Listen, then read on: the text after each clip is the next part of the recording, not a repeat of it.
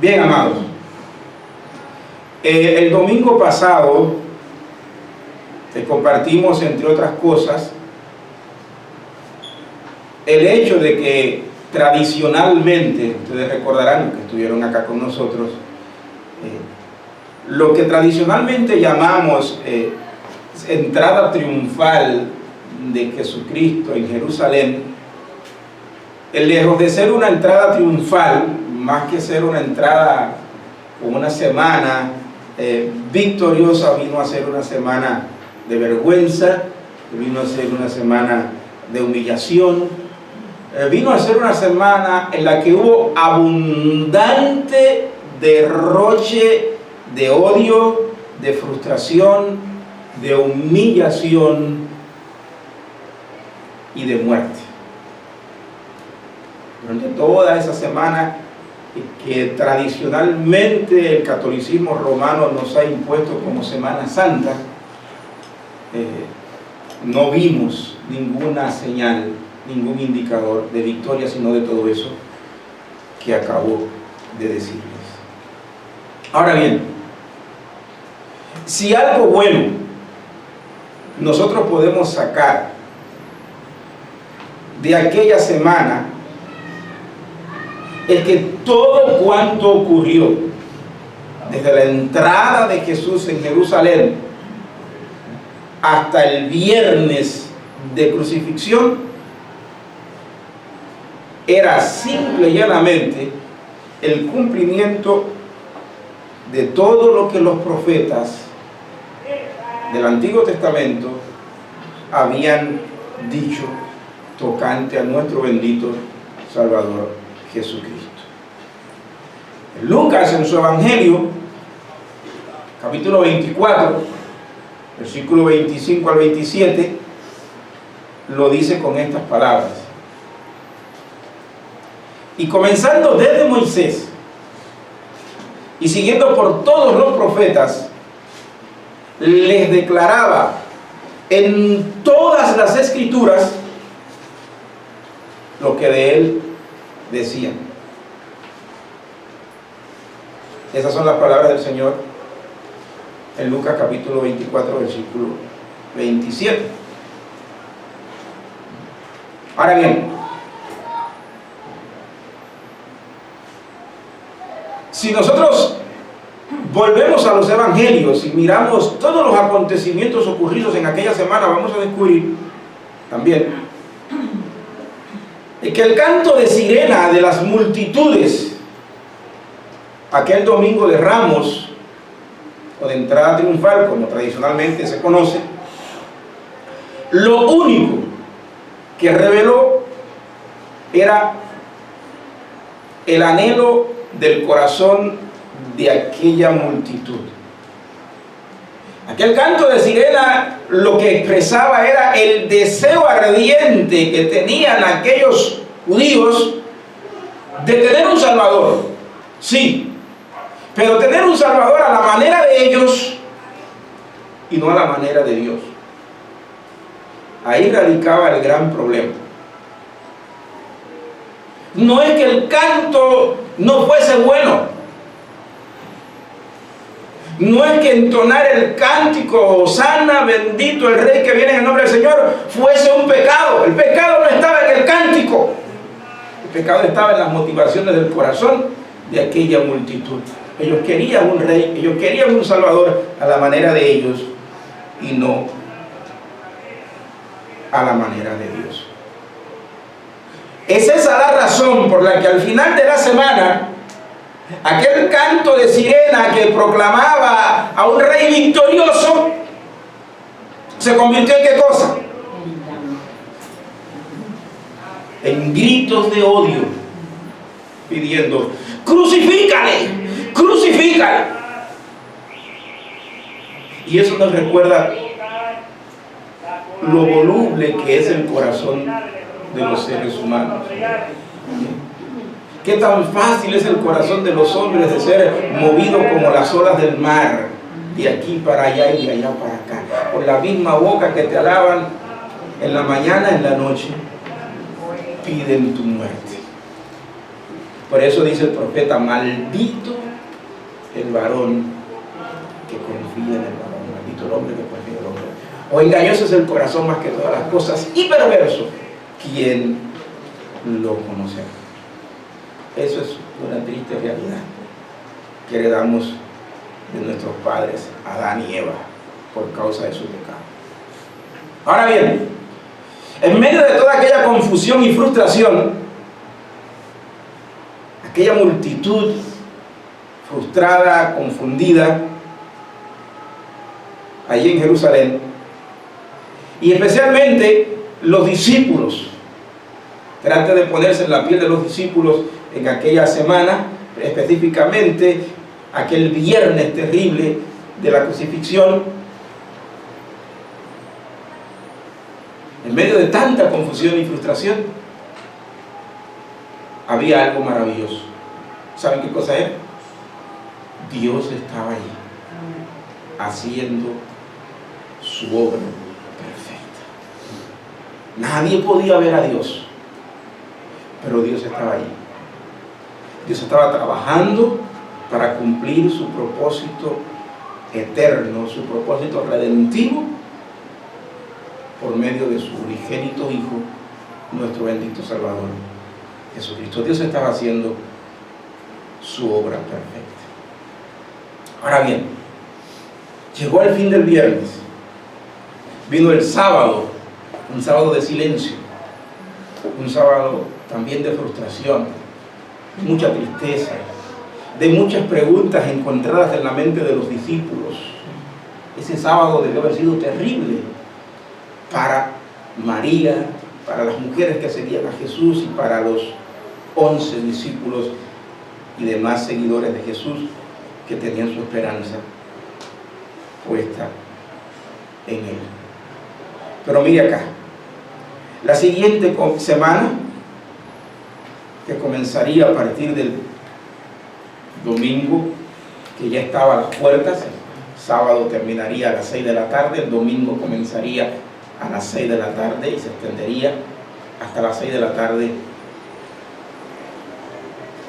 del siguiente día, en que comenzaría entonces el lunes. Miremos ahora ese día que comenzó a las 6 de la tarde, sábado, y se extendió hasta las 6 de la tarde del domingo. El primer día de la semana. Comenzaba una nueva semana. Y en esta semana que comenzaría, Dios iba a inaugurar esa semana revelando el verdadero significado y propósito de los acontecimientos que tuvieron lugar en la Semana Santa, en la semana que había terminado. ¿Qué era lo que significaba todo aquello? ¿Cuál era el verdadero significado de aquella entrada a Jerusalén el domingo pasado? ¿Qué era lo que significó todo lo que ocurrió día tras día durante esa semana de vergüenza y muerte para nuestro Señor? Vamos a mirar en el texto bíblico. Yo quiero que ustedes miren conmigo para ver qué podemos aprender.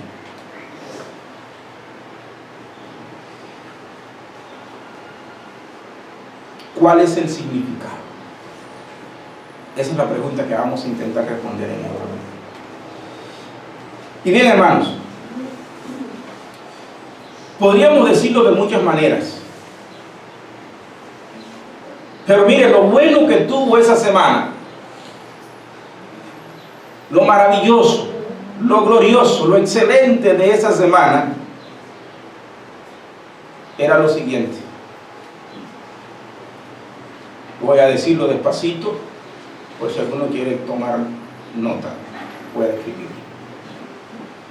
La victoria, hermanos, la victoria de Dios no viene o no se concreta según los términos, las condiciones o los tiempos de los hombres.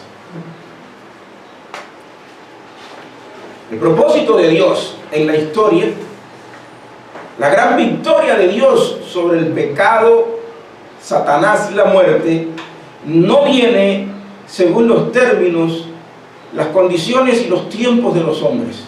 Nunca espere que será así, sino todo lo contrario. La victoria de Dios, el cumplimiento del propósito eterno de Dios, siempre ha de venir según los términos de Dios, según las condiciones de Dios y en el tiempo señalado por Dios. Los hombres no pueden cambiar eso, porque los hombres no son Dios, número uno, y porque Dios nunca se reveló a los hombres con el propósito de ser su esclavo. Así que, amados hermanos, esa gran verdad no deberíamos olvidarla nunca.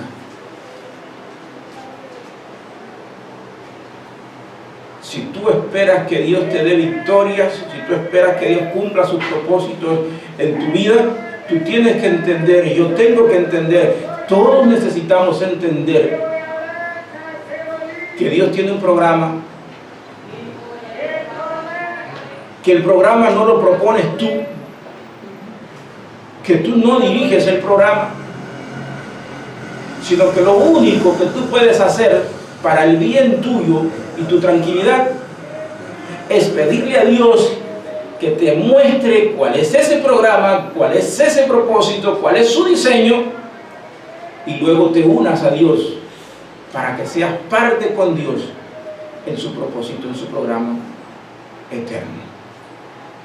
Tú tienes un lugar en su propósito, tú tienes un lugar en su programa, y tú necesitas descubrir, identificar cuál es tu lugar allí para que seas un hombre o una mujer efectivo. Si no, vas a andar por la vida de frustración en frustración, de fracaso en fracaso, y no vas a crecer nunca en tu relación con Dios.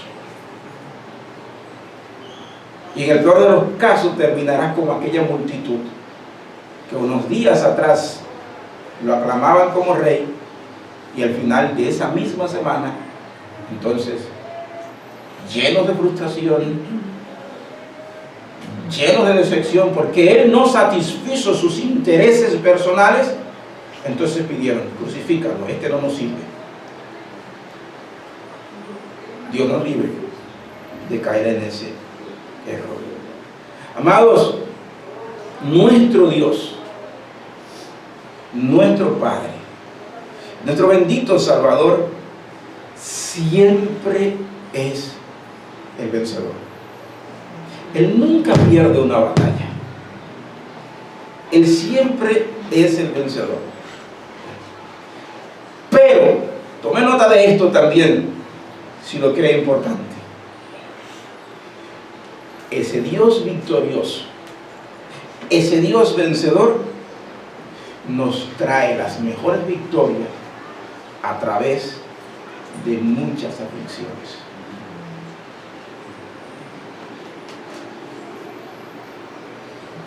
Nunca hubiésemos disfrutado un domingo de resurrección si no hubiésemos tenido que atravesar por toda una semana de pasión y muerte, toda una semana de aflicción.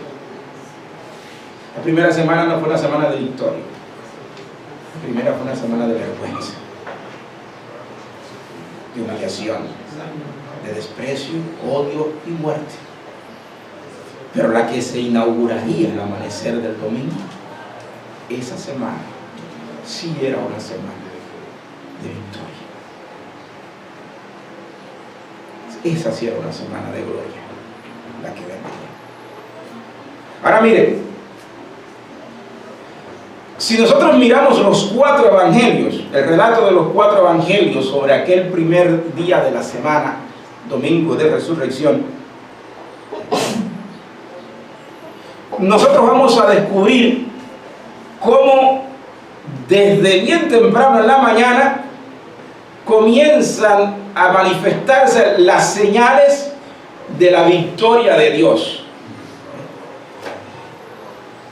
Y yo quiero invitarle a que usted venga conmigo ahora a los evangelios. Vamos a mirar en los evangelios cómo progresivamente los discípulos fueron confrontados, ¿sabe con qué?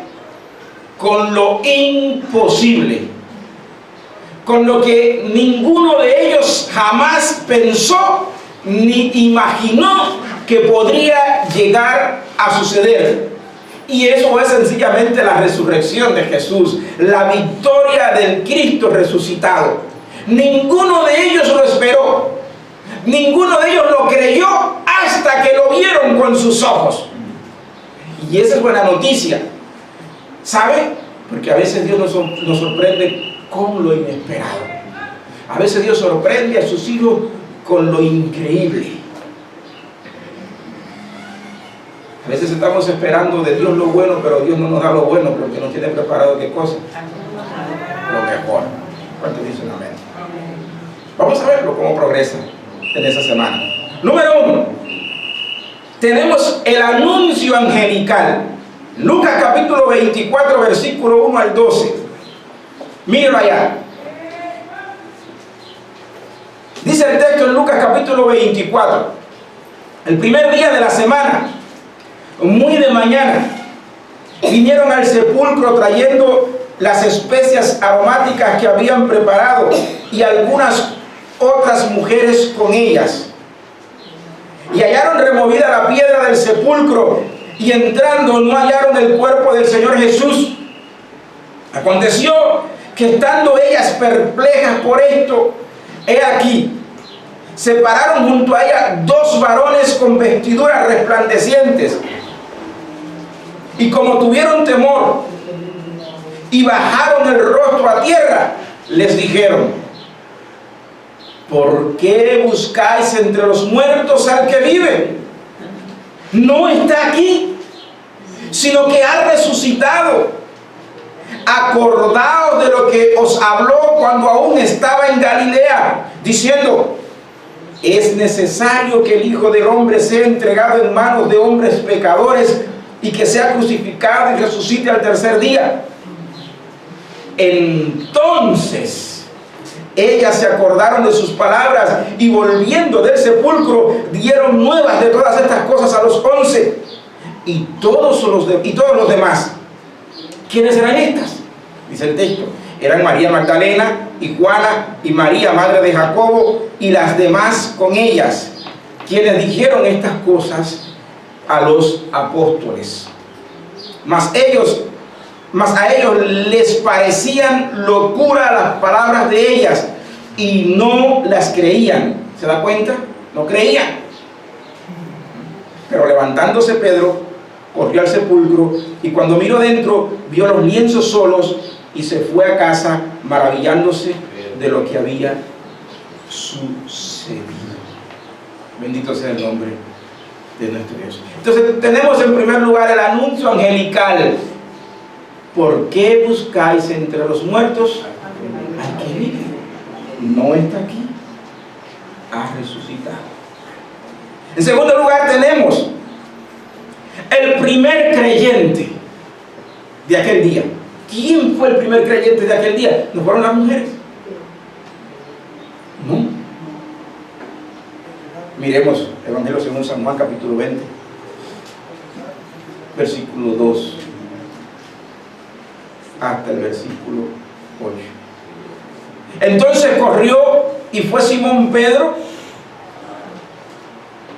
y fue a Simón Pedro y al otro discípulo, disculpen, aquel al que amaba Jesús, Juan, el discípulo amado, y les dijo: se han llevado del sepulcro al Señor. Esta es María Magdalena hablando, y no sabemos dónde le han puesto, dice el texto. Luego sigue diciendo: y salieron Pedro y el otro discípulo y fueron al sepulcro. Corrían los dos juntos, pero el otro discípulo corrió más aprisa que Pedro y llegó primero al sepulcro. Es que parece que Pedro era gordo, era barrigón, no podía correr mucho. Juan era más joven, hacía ejercicio y llegó más rápido que él. Ahora bien, mira acá. Dice que cuando Juan llegó, bajó a mirar. ¿Y qué pasó? Dice, vio los lienzos puestos allí, pero no entró. No se atrevió a entrar Juan. Ahora, luego llegó Simón Pedro tras él y entró al sepulcro. Ese era más atrevido. Siempre fue más atrevido. Por atrevido metía la pata a veces, un montón de veces, ¿entiendes? Y entró al sepulcro y vio los lienzos puestos allí y el sudario que había estado sobre la cabeza de Jesús, no puesto con los lienzos, sino enrollado en un lugar aparte.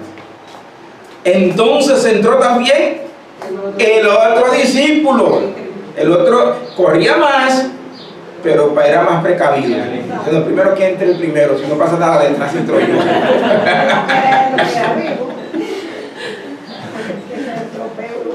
Vaya que Juan era pícaro, ¿eh? Pedro era atrevido, pero Juan era pícaro.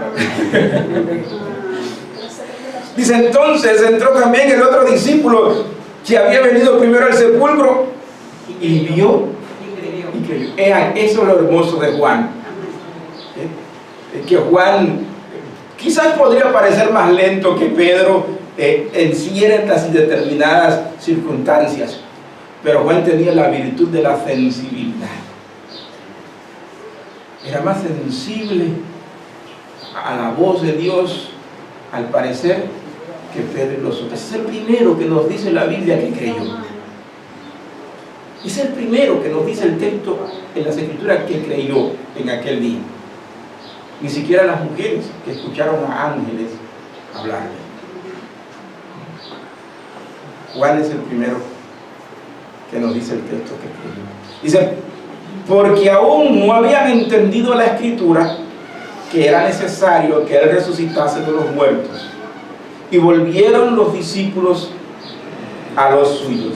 Así que tenemos primero la anuncia angelical, luego tenemos el primero que creyó al ver la evidencia ante sus ojos, y tercero, tenemos la primera proclamación del Cristo resucitado. Y esta primera proclamación no viene de la boca de ninguno de los apóstoles, viene de la boca de una mujer, María Magdalena. Mire conmigo, en el mismo capítulo 20 de Juan, para no ir a otro evangelio, vamos a mirar Juan 20, 11. Dice, pero María estaba afuera llorando junto al sepulcro. Y mientras lloraba, se inclinó para mirar dentro del sepulcro. Y vio a dos ángeles con vestiduras blancas que estaban sentados, el uno a la cabecera y el otro a los pies, donde el cuerpo de Jesús había sido puesto. Y le dijeron, mujer, ¿por qué lloras? Le dijo, porque se han llevado a mi Señor y no sé dónde le han puesto. Cuando había dicho esto, se volvió y vio a Jesús. Dice que estaba allí, mas no sabía que era Jesús. Una mujer que conocía a Jesús, ahora no lo conoce, porque no le ha sido dado todavía y ahí reconocerlo. Jesús le dijo, mujer, ¿por qué lloras? ¿A quién buscas? Ella, pensando que era el hortelano, le dijo, Señor, si tú lo has llevado, dime dónde lo has puesto y yo lo llevaré. Jesús le dijo, María. Volviéndose ella le dijo, Raboni, que quiere decir maestro. Jesús le dijo, no me toques, porque aún no he subido a mi Padre, mas ve a mis hermanos y diles, subo a mi Padre y a vuestro Padre, a mi Dios y a vuestro Dios. ¿Y qué hizo María? Fue entonces María Magdalena para dar a los discípulos las nuevas de que había visto al Señor y que Él le había dicho estas cosas. Es la primera proclamadora del Cristo resucitado. Bendito sea el nombre de Jesús. Vamos a ver otro acontecimiento de ese día. El camino a Emaús. Y ese sí está en Lucas 24, versículo 13 al versículo 35. Esta es la historia de dos discípulos que ya al final del día van de regreso a su casa. Emaús estaba de Jerusalén aproximadamente a unos 10-15 kilómetros de distancia. Y ellos iban camino a Emaús. Ya comenzaba a caer el día, caía la tarde. Así que Emaús estaba en dirección oeste a Jerusalén.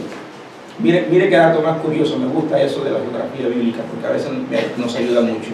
Ellos van de Jerusalén, la ciudad que resplandece con la gloria de Dios, y van camino a Emaús, en dirección oeste, hacia donde el sol se pone. En ese camino se encuentran con Jesús, no lo conocen. Jesús se une a ellos y camina con ellos. Escucha su conversación y le hace preguntas. Y ellos le cuentan a Jesús todo lo que había sucedido en Jerusalén.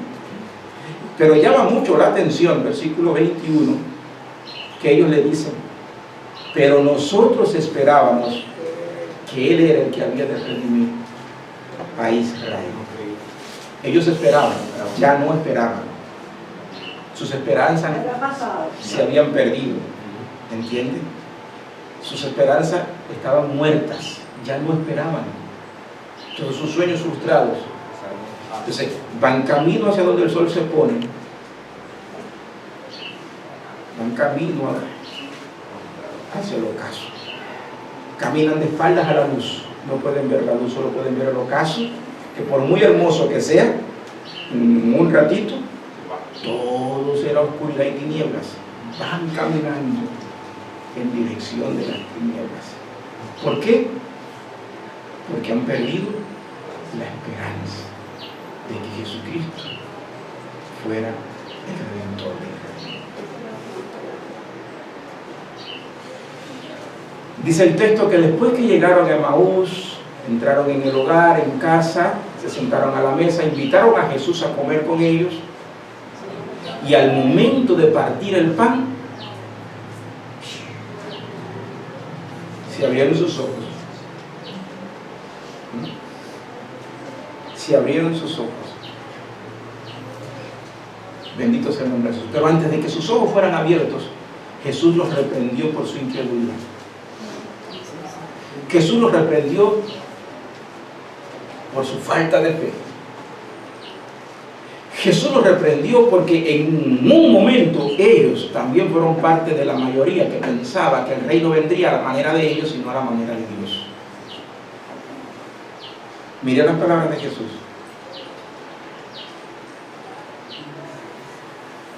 Versículo 25.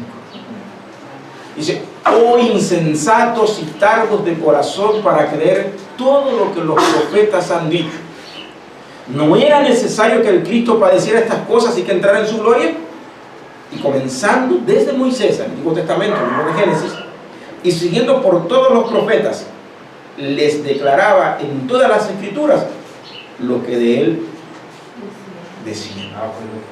Y aún así todavía no creen, sino hasta el momento en que Jesús parte el pan, es que se abren sus ojos y pueden entender que Jesús ha resucitado, que su esperanza no ha muerto, que su esperanza ha vuelto a la vida. Y si la esperanza ha vuelto a la vida, ¿cómo quedarse en Emaús? No podían quedarse en Emaús. No podían quedarse allá, en donde el sol se pone y la noche oscura de la frustración será inevitable. Entonces, ¿qué hicieron? Dice el texto en Lucas. Mire, entonces fueron abiertos los ojos y le reconocieron, mas él desapareció de su vista. Y se decían el uno al otro: ¿no ardía nuestro corazón en nosotros mientras nos hablaba en el camino? Y cuando nos abría las escrituras, ahí está el fuego ardiendo, pero siguen ciegos. Entonces, Cuando sus ojos se abren verdaderamente, y ya no solamente ardor en el corazón, ya no solamente sentimiento, ya no solamente emoción, sino convicción, se levantan y la emoción se traduce en acción. Era de noche, no lo olviden. Habían caminado aproximadamente unos 10-15 kilómetros de Jerusalén a Emaús. Debían estar bien cansados. ¿Pero qué hicieron? Dice, y levantándose al amanecer. No, soltaron el plato. Probablemente ni el pan se lo comieron. Dice, y levantándose en la misma hora volvieron a Jerusalén. Y hallaron a los 11 reunidos y a los que estaban con ellos, que decían, ha resucitado el Señor verdaderamente. Es decir, que no habían creído al testimonio de Juan y Pedro. No habían creído al testimonio de María. Por eso, cogieron su jolongo y se fueron. Y ahora tienen que volver. Así que, en espacio de una tarde y parte de la noche, tuvieron que janearse unos 20 kilómetros aproximadamente por cabezones incrédulos. ¿Se da cuenta? Ha resucitado verdaderamente el Señor y ha aparecido Simón. Ahora sí crees que ha aparecido Simón. Ya no lo digas, si nosotros lo sabemos, ya Simón nos lo dijo. Pero es así, así nos pasa a veces a nosotros también, ¿qué pasa? Entonces ellos contaban las cosas que les habían acontecido en el camino y cómo le habían reconocido al partir el pan. Bendito sea el nombre de Jesús. Vamos a ver un quinto detalle que tuvo lugar en ese día. El primer día de la semana. Y yo lo he llamado la primera comisión. La primera comisión después de la resurrección. Vamos a verla también ahí en Lucas capítulo 24 para no correr. Miren, Lucas 24 versículo 36 al 49. Dice, mientras ellos aún hablaban de estas cosas, es decir, de todo lo que había ocurrido desde el amanecer del primer día de la semana, Jesús se puso en pie en medio de ellos. ¡Qué tremendo Jesús! ¡Qué tremendo! Dice, Jesús se puso en pie en medio de ellos. Llegó sin presentarse, sin invitarse, sin que nadie lo esperara. Llegó. Aleluya. Ese es mi hermano mayor. Ese es mi Salvador. Llega a la hora que nadie lo espera. Y llega sin que nadie lo invite. Y nunca llega para guardar la fiesta a nadie. Porque cuando Él llega es que entonces empieza la fiesta de verdad. Justo el tiempo. Dice, se puso en medio de ellos y les dijo, paz a vosotros. Qué palabra más linda. Paz a vosotros. Entonces, dice el texto, espantados y atemorizados, pensaban que veían un espíritu, que veían un fantasma. Esto es para los que no creen en la resurrección corporal. Fíjese bien, presten atención, porque hay mucha gente dentro de las iglesias que creen que la resurrección fue espiritual y no corporal. Presten atención. Pero Él les dijo, ¿por qué estáis turbados y vienen a vuestro corazón estos pensamientos? Mirad mis manos, dice. Miren mis manos y mis pies, que yo mismo soy. Palpad y ved, porque un espíritu no tiene ¿qué cosa? Carne y hueso. Resucitó en carne y hueso. Dice, porque un espíritu no tiene carne ni hueso, como veis que yo tengo. Y diciendo esto, les mostró las manos y los pies. Y como todavía ellos de gozo no lo creían y estaban maravillados, les dijo, ¿tenéis algo de comer? Entonces le dieron parte de un pez asado y un panal de miel, y Él lo tomó y comió delante de ellos. y les dijo: estas son las palabras que os hablé estando aún con vosotros, que era necesario que se cumpliese todo lo que está escrito de mí en la ley de Moisés, en los profetas y en los salmos. ¿Se dan cuenta cómo vuelve a retomar todo el Antiguo Testamento, hermano? Cristo es el mensaje, es el tema de todo el Antiguo Testamento. Si usted lee el Antiguo Testamento y no puede ver a Cristo ahí, pues vuélvalo a leer, léalo 70 veces 7 si tiene que leerlo, pero hasta que usted no vea a Cristo, no se canse, no deje de leerlo, porque Él es el tema de toda la Escritura, Antiguo y Nuevo Pacto. Dice: entonces les abrió el entendimiento. ¿Se acuerda que Juan vio y creyó? Pero todavía no habían entendido lo que la Escritura decía. Es acá cuando el Señor abre el entendimiento. Y capte eso, hermano, porque mire, usted puede estar hablándole a una persona 5 días, 10 días, un mes, 6 meses, un año, 5, 10 años, y usted puede hasta sentirse frustrada porque dice: ya no le hablo más, y no, nadie va a creer a menos que Él venga y le abra el entendimiento. Amén. Usted siga hablando, pero sea paciente, que usted no es el que abre, es el de arriba el que va a abrir el corazón, el entendimiento. ¿Entiende? Por eso es que hay que ser paciente en evangelismo, en discipulado, ¿entiende? En dar testimonio y no desmayar nunca. Porque Dios sabe quiénes son los de Él, y Él va a abrir esos corazones en su tiempo, y va a poner pasión y va a hacer que ardan como los discípulos de Maús. ¿Entienden? Primero lo va a hacer arder. Primero le va a mostrar su pecado y luego lo va a salvar. Eso es así, y eso lo hace Dios, no lo hace usted. Usted es solamente un colaborador de Dios en esa tarea. Predique, siembre el mensaje y deje las consecuencias en las manos de Dios. Seguimos con el texto. Dice: entonces les abrió el entendimiento para que comprendiesen las Escrituras. Nadie puede entender las Escrituras a menos que el Dios, que Jesucristo, nuestro Salvador, les dé el entendimiento. Por eso el ateo la lee y no ve en ella nada de sobrenatural, porque solo aquellos que Dios quiere salvar pueden ver la gracia y la gloria de Dios revelada en las Escrituras. Y les dijo: así está escrito, y así fue necesario que el Cristo padeciese y resucitase de los muertos al tercer día, y que se predicase en su nombre el arrepentimiento y el perdón de pecados en todas las naciones, comenzando desde Jerusalén. Y vosotros sois testigos de estas cosas. He aquí, yo os enviaré la promesa de mi Padre sobre vosotros, pero quedaos vosotros en la ciudad de Jerusalén hasta que seáis investidos de poder desde lo alto.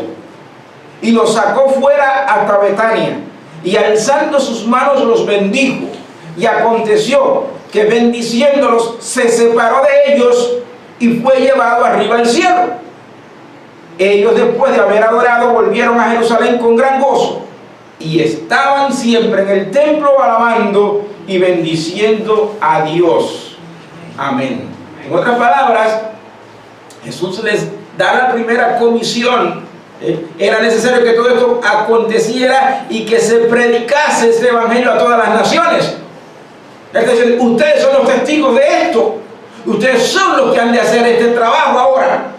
Pero se interpone un pero: todavía tienen que esperar. ¿Qué cosa? A que seáis investidos de poder de lo alto. Por eso les mandó a quedarse en Jerusalén. Así que fíjese bien, el primer día de la semana, domingo, tenemos la primera comisión. Ya Jesús está recordándole que ellos han de ser los testigos de la resurrección hasta lo último de la tierra. Ahora, tenían que esperar la venida del Espíritu Santo. En otras palabras, era necesario que se completara la semana para que todos crean y todos se apropiaran de la victoria de Jesús. A menos que la semana de victoria no se completara, no vendría lo otro. Y fíjense bien, ya aquí cuando hablo de la semana de victoria, entonces ya yo no estoy pensando en 7 días. Pero miren lo que pasó 8 días después. El primer día de la semana, todo el mundo no creyó. El segundo día de la semana, todos no creyeron. El tercero, todos no creyeron. El cuarto, todos no creyeron. El quinto, todavía todos no creen. Llega el sexto día de la semana y todos no han creído. Llega el séptimo día de la semana y todos no han creído. Al octavo día, es decir, al inicio de la siguiente semana, Jesús viene y choca al más racionalista de todos los discípulos. ¿Quién era? Tomás. Vamos a verlo en Juan 20, 24 al 29. Mire, aquí tenemos a Tomasito. Tomás. Dice, pero Tomás, uno de los 12 llamado Dídimo, no estaba con ellos cuando Jesús vino. Sí, cuando Jesús se apareció a los discípulos, a saber por dónde andaba Tomás en su frustración, en su desesperación. Quizás estaba pensando ya en volverse a su negocio, en hacer otra cosa. No sabemos, el texto no nos dice. Pero bien. Y se le dijeron, pues los otros discípulos, al Señor hemos visto. Él les dijo, si no viere en sus manos la señal de los clavos y metiere mi dedo en el lugar de los clavos y metiere mi mano en su costado, no creeré. Allá Tomás plantó. Está bueno ya de cuentos. Si no veo, no creo. No vuelvo a pasar por lo mismo. Si no veo, si no hay evidencia, no creo. Así piensa el racionalista, el frustrado, el decepcionado piensa así. Entonces, ¿qué pasa 8 días después? Dice, estaban otra vez sus discípulos dentro y con ellos Tomás. Llegó Jesús estando las puertas cerradas. Otra vez llega sin presentarse, sin invitarse y ni siquiera tocó la puerta. Pasó. Porque Él es el Señor. Y se puso en medio de ellos y les dijo, paz a vosotros. Y ahora pienso, mire, 8 días atrás, cuando entró, ¿qué dijo? Ahora vuelve a llegar y ¿qué dice? ¿Y por qué? 8 días atrás, cuando él entró y dijo, pasa a vosotros, ¿cómo estaban ellos? Estaban llenos de miedo. Pensaban que era un fantasma, que era un espíritu. Así que la llegada, mire hermano, y esto deberían meterle en la cabeza a todos los apostolitos, todas las apostolitas y falsos profetas que pululan hoy en día, no solo en esta ciudad, sino en el mundo entero.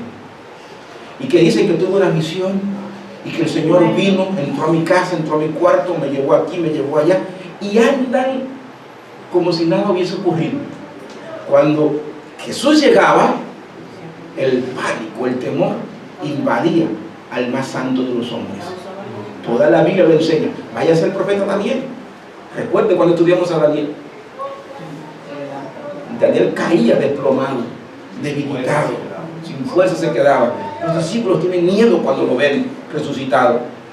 Entonces por eso puedo entender por qué cuando Él llega lo primero que dice es paz a vosotros. Paz a vosotros. Y eso hace una vez más.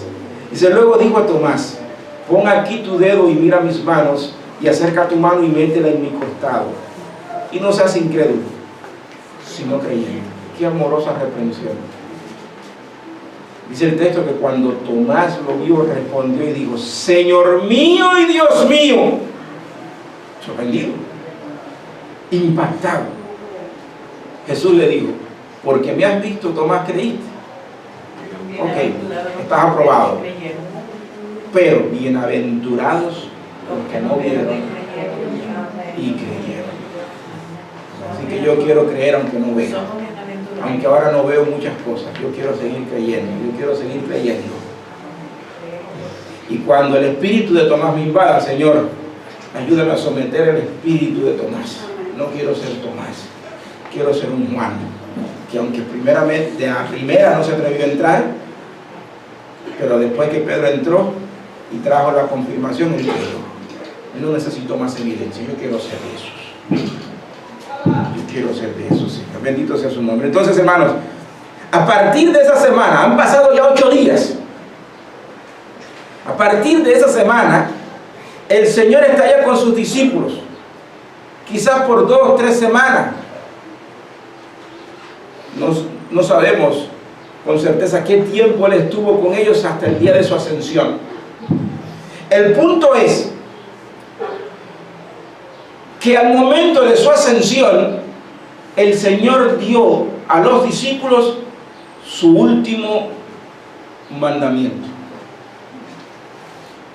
Y al dar ese último mandamiento, es importante decir lo siguiente, hermanos, que el último mandato que Jesús da a sus discípulos antes de la ascensión, ese último mandato debería ser la primera y más grande prioridad de la iglesia de Jesucristo en este tiempo. Sí. Y ahora sí me voy al libro de los Hechos. Capítulo 1, versículo 9. Dice: y habiendo dicho estas cosas, viéndolo ellos, fue alzado y le recibió una nube que le ocultó de sus ojos. Y estando ellos con los ojos puestos en el cielo, entre tanto que él se iba, he aquí, se pusieron junto a ellos 2 varones con vestiduras blancas, los cuales también les dijeron: varones galileos, ¿por qué estáis mirando al cielo? Este mismo Jesús que ha sido tomado de vosotros al cielo, así vendrá como vosotros le habéis visto ir al cielo. Ese es el momento de la ascensión. Ahora miren la pregunta de los discípulos en el verso 6, para que usted se dé cuenta de algo que ya hemos dicho. Entonces los que se habían reunido le preguntaron diciendo: Señor, ¿restaurarás el reino de Israel en este tiempo? Eso era lo que quería la multitud en la entrada triunfal, domingo de Ramos. Ellos querían que Jesús restaurara el reino de Israel. Por eso cantaron Hosanna. Jesús no les dio lo que pidieron, entonces pidieron cruz. Luego Jesús resucita el primer día de la siguiente semana, pasa con sus discípulos varios días, pero antes de ascender al cielo, les da un mandato, les da una orden,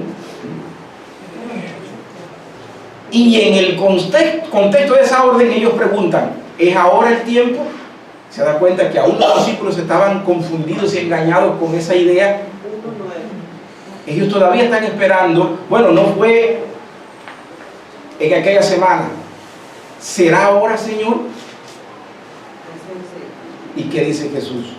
No les toca a ustedes saber los tiempos o las sazones que el Padre puso en su sola potestad. Solo el Padre sabe cuál es el tiempo de restaurar el reino. Ese no es el problema de ustedes. No. Dejen de estarse enfocando en eso. Que eso solo le toca al Padre. Ustedes deben enfocarse en esto que les voy a decir ahora. Recibiréis poder cuando haya venido sobre vosotros el Espíritu Santo. Y me seréis testigos en Jerusalén, en Judea, en Samaria y hasta lo último de la tierra. La comisión ha sido dada. Su último mandato debería ser nuestra primera prioridad. Una vez que ustedes reciban el Espíritu Santo, tienen que comenzar la obra. Así que la semana de victoria comenzó el domingo de resurrección, y la semana de la victoria se extendería no solamente hasta el día de Pentecostés, 50 días después. Comienza a contar desde hoy 50 días. 50 días fue Pentecostés. Ellos estuvieron esperando la venida del Espíritu Santo. El Espíritu descendió en Pentecostés, los bautizó a la iglesia. Y ese mismo día ellos comenzaron a celebrar. O mejor dicho, ellos continuaron la celebración de la victoria que Jesús ganó para ellos el primer domingo, o el domingo de la resurrección. Por eso les decía ahorita que ya entonces no hablo de 7 días cuando me refiero a una semana. La semana de la victoria, la semana del triunfo, comenzó el domingo de resurrección, y todavía se extiende hasta el final de los tiempos, cuando Él vendrá en las nubes del cielo para levantar a su pueblo. Amén.